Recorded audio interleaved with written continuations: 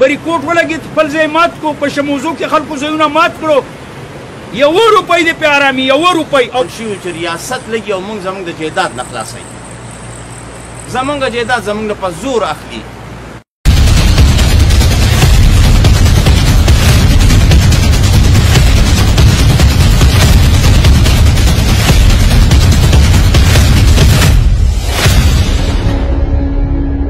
دا خبره کوم اوس هم دا خبره کوم چې سبا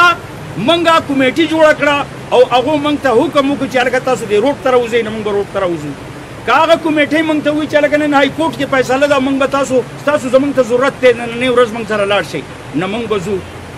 خو دا یوه خبره به د ذهن نه وباسئ چې په پاکستان چې کوم حالات دي او دا کوم خلک په موږ مسلط دی نه هغه دا خلک څه حسابی نو که نه په کار دا که دي نښه کولی نو په کار دا وه چې دي راغلي وې او زموږ د دې خلکو ته یې ویلي چې تاسو یو جرګه راغونډه کوئ ستاسو په دې دوکانونو ستاسو په دې مکانونو موږ دا خو د والي صاحب د زمانې نه جوړ دي څه مخکې دي او څه وروسته دي یاره موږ څه چلو کړو تاسو به موږ له دا ځای چې راکوئ نه په سره به یې راکوئ زموږ به ستاسو سره څه رواجي نه نه نه راغلي دي او کراس یې پې لګولی دی او تلي دي هېڅ چا ورته غږ هم نه دی کړی نه ورته څوک کولی شي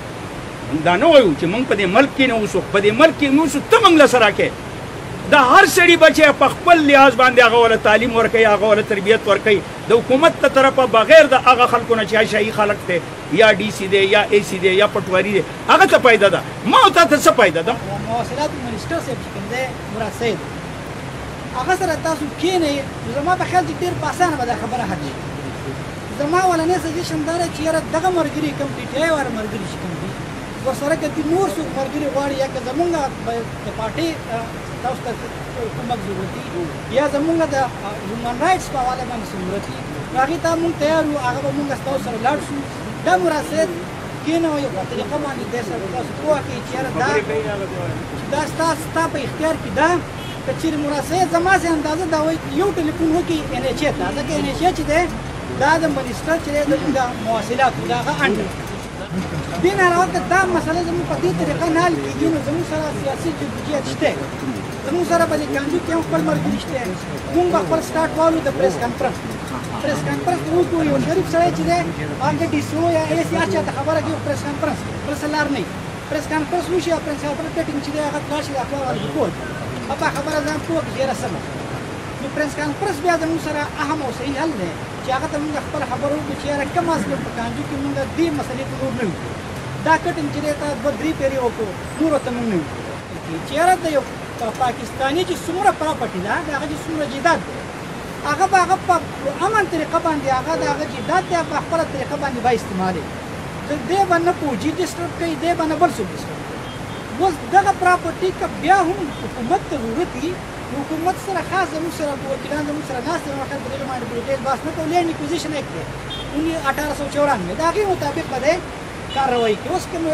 مارګینګ چې شوی دی نو هغه خو د سره د قانون مطابق شوی خبره بیا چې په 73 کې دا کم د پاکستان آئین جوړ شوی دی په هغه کې باقاعده مختلف آرټیکل دي یا دفعې چې ورته موږ وایو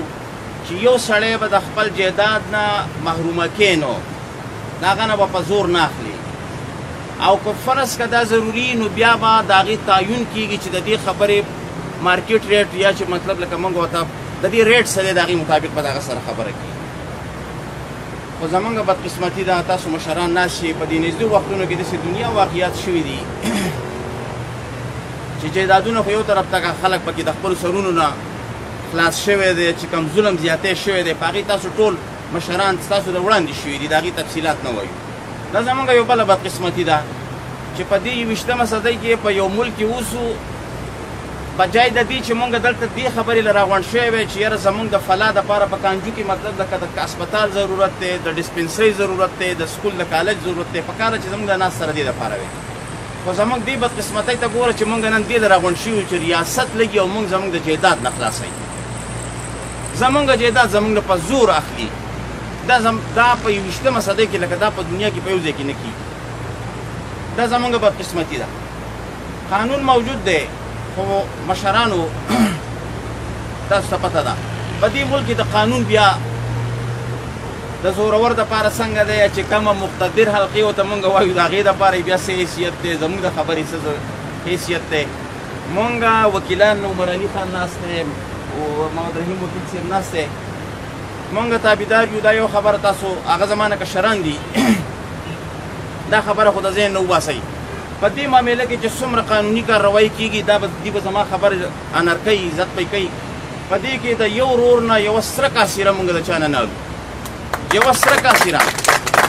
نه به ستاسو په کیس باندې تر سپریم کورټه پورې یوه پیسه لګي په کاغذونو به یو هم نه لګي دا خبره نشته دا به زموږ ذمواري دا به د عمر علي خان ذمواري دا به محمد رحیم ذمواري دا به زما ذمواري دا به موږ په خپل سر کوو په دې کې په عدالتي کارروایۍ کې ستاسو یوه پیسه نه لګي